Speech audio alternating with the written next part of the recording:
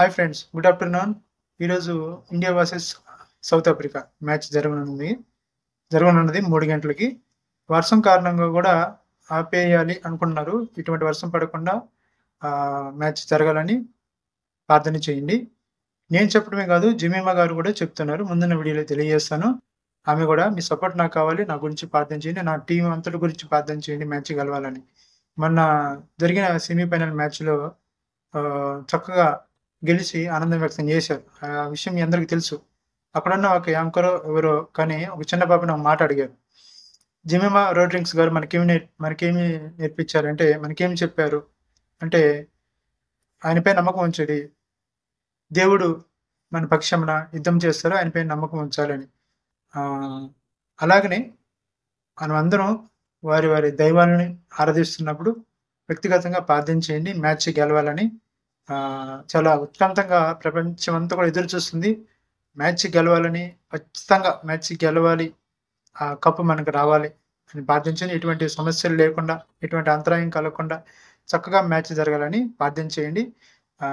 ఎందుకంటే నేనేం చెప్పలేను. వీడియో మీకు నచ్చినట్లయితే లైక్ చేయండి, షేర్ చేయండి, సబ్స్క్రైబ్ చేయండి.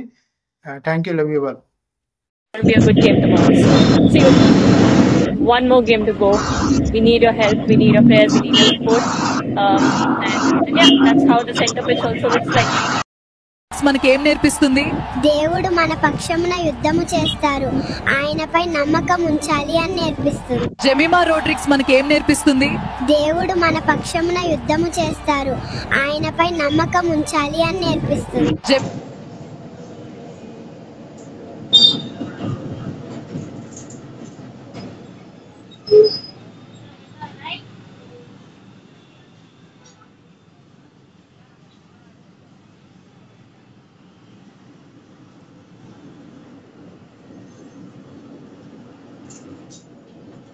ఇంకా మ్యాచ్ అయితే స్టార్ట్ కాలేదు.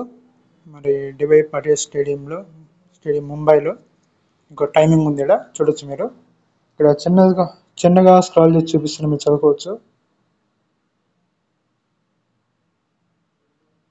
సో ఇటువంటి వర్షం పడకుండా, రద్దు కాకుండా చక్కగా మ్యాచ్ జరుగులాగా బ్యాటింగ్ బౌలింగ్ అనేది కూడా ఏం చెప్పలేదు, అరగంట ముందు తెలియజేస్తారు. ఏదేమైనప్పటికీ ఈ మ్యాచ్ మాత్రం గెలవాలని ప్రత్యేకంగా ప్రార్థన